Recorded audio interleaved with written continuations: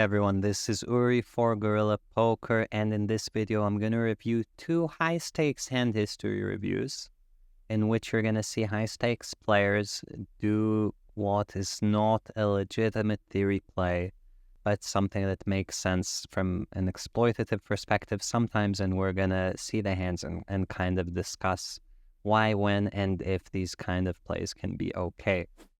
First hand is played at 200-400 between Limitless and Ignacio Morales, aka Nacho.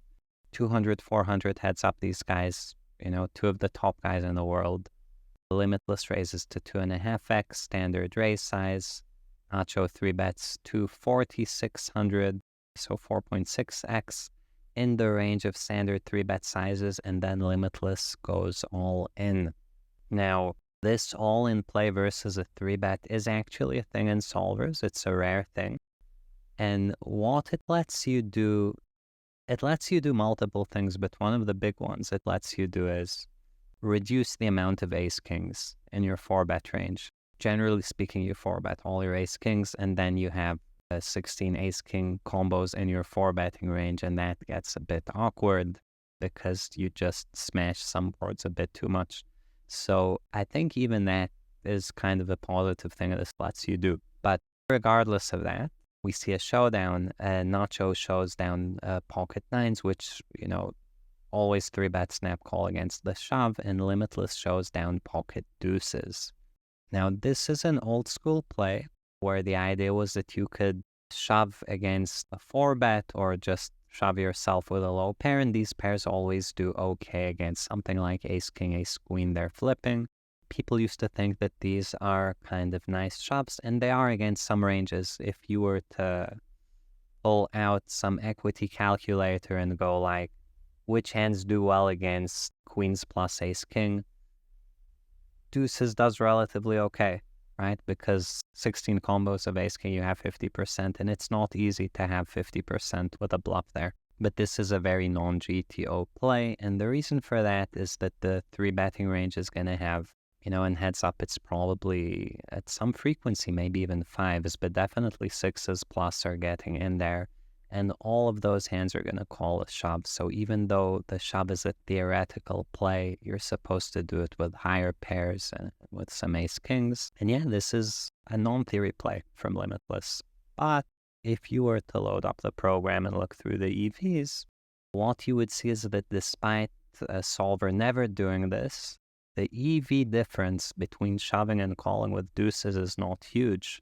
They're both plus EV, and definitely calling is better than shoving.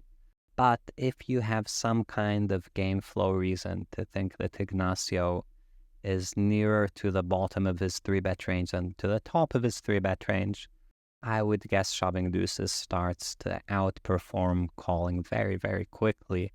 And I think it's a good tool to have up your arsenal, right? Like pre-flop charts are a good baseline, but you need to know when and where you can deviate based on game flow, and I think this deviation is probably fine, although if Limitless was deviating based on game flow, he picked a bad spot. Nines is a fairly premium 3-betting hand in heads up and not really one, where shoving becomes good. But even if you just have the read that the other guy doesn't have aces, kings, queens, ace-king in his range, like you just know those are not the hands he has, that would probably be enough to push this into shove territory.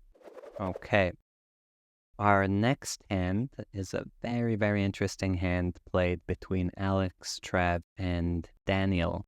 200-400 again. Alex Trev raises to 8,800 from the hijack, and Daniel 3-bets from the big blind to exactly 5x. So GTO approved bet size. I think GTO at this stack depth, you actually probably go bigger. At least if you ask GTO Wiz, you're supposed to go for a bigger size. But those things are not very important, and it's more important to know what you're doing and know your range. So if you haven't studied different 3-bet sizes and different 3-bet ranges, you generally don't give up too much, just sticking to what you know. So yeah, he 3-bets, we get a deuce 7-9 rainbow board. Given that this board is low, it misses the offsuit portion of Daniel's 3-bet bluffs. He cannot bet everything. He has to kind of protect his ace-king 3-bets. Like, he can't just fire everything, not enough overpairs for that. and he chooses to check, and Alex checks back. Turn 10 of diamonds goes check, check again, and we get the river ace of clubs. Now, the ace of clubs improves Daniel's ace kings, which is a large portion of his checking range, but he does elect to check again. And keep in mind that his checking range, along with ace king, is going to have hands like kings, queens, jacks, 10x, traps like maybe pocket sevens, pocket nines. The second you start playing an out of position range, you have to be deceptive and kind of everything gets in there at some frequency. So yeah, Daniel checks, Alex Trev bets almost around 2/3 pot, and Daniel goes for the check raise. Fairly big check raise to almost $33,000, to which Alex Trev folds. And here, Daniel shows the 5 of spades. So what does he have if he showed the 5 of spades? Well, the pre-flop 3-betting hands that have the 5 of spades are 4-5 suited, 5-6 suited, and ace-5 suited, and almost certainly the hand that Daniel picked here was ace-5 suited. I think the other hands are very, very likely to have tried bluffing earlier in the hand, and if they haven't, they don't make very good check-raise bluff choices since they block Alex Trev's bluffs. Now, is this a GTO play? The answer, generally speaking, is no.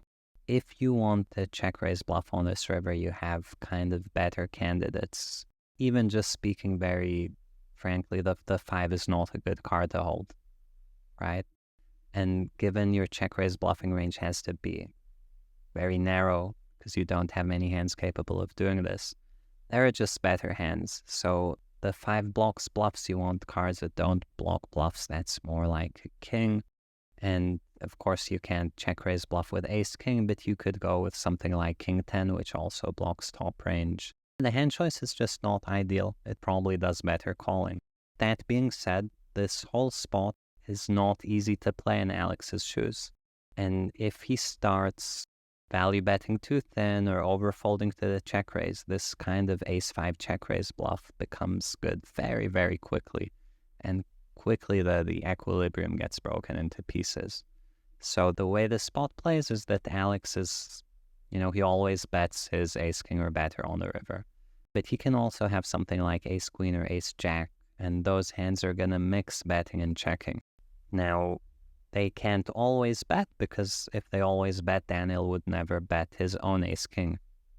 And that's not the kind of equilibrium solution. Equilibrium solutions always have people indifferent between various options. You never bet so much in position that your opponent with a stronger range is going to never value bet, because you're putting too much betting volume and you have to limit yourself.